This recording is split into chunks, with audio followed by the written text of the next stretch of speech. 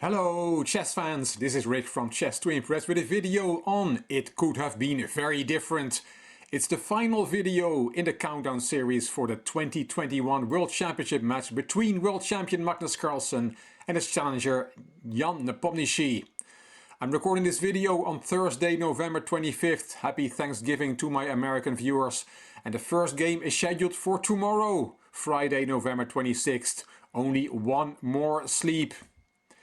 In this series we have been looking at 10 memorable moments in the history of the World Championship. In this last episode we'll look at the last World Championship match, 3 years ago, when Fabiano Caruana challenged Magnus Carlsen for the world title. In some ways it was a disappointing match with 12 draws in 12 classical games, but it could have been so different. Carlsen had an overwhelming position with black in the first game of the match, and if he had won it, we would have been guaranteed an exciting match, as Caruana then would have had to play for a win. Let's look at these critical moments in game 1. I'm taking the analysis from the Dutch Grandmaster Jan Timman for the magazine New in Chess. The position on the board is after the 33rd move from Caruana, who was playing white, King f2 to e2. It is the 9th of November 2018, the first game of the match. If we do a body count, we see that material is equal. Both players have queen and rook and one minor piece and 6 pawns. But black is better here, and Carlsen played queen g5 to kick the knight out of g4 with the h6 h5 push. Jan Timman writes, now black takes full control of the position. Caruana played knight h2, retreating the knight even before it was kicked away, and h5 came anyway. Timman writes that Carlsen still had 18 minutes here, whereas Caruana had had to fall back on his extra time. There didn't seem to be any doubt about black's victory, especially because the win is not very complicated. Instead of h5, queen e5 was a very strong move.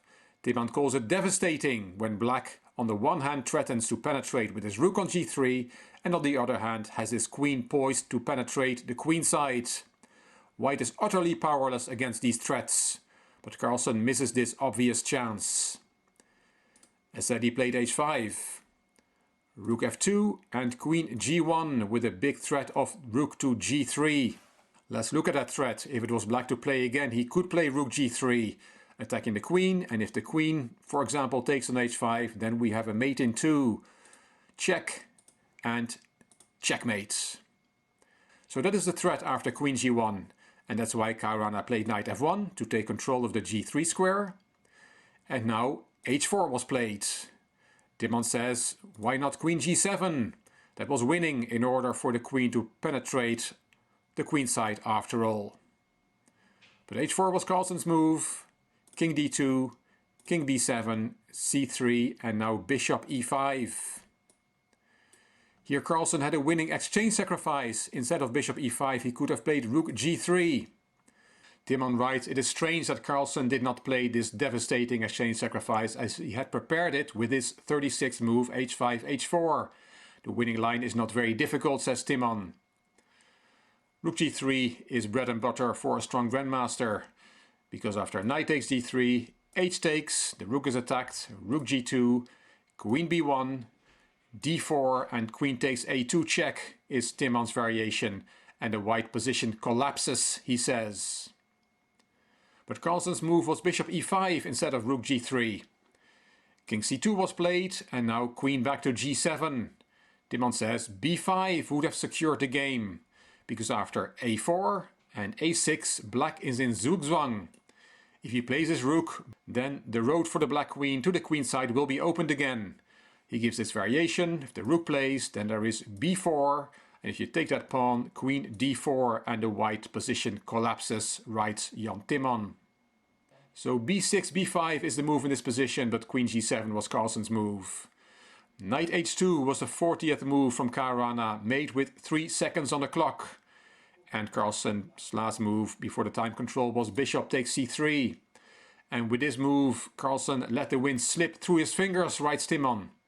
He could have returned to the previous position with queen g1, and after knight f1 then play b5. That would still have secured victory for black. But as mentioned, bishop takes c3 was Carlsen's move, and queen takes f4 came.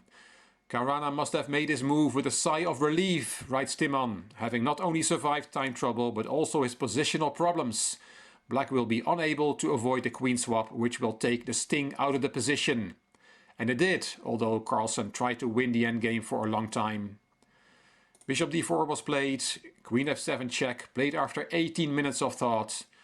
That swaps the queens, king a6, the queens came off the board, rook e2 behind the passed pawn and rook g3.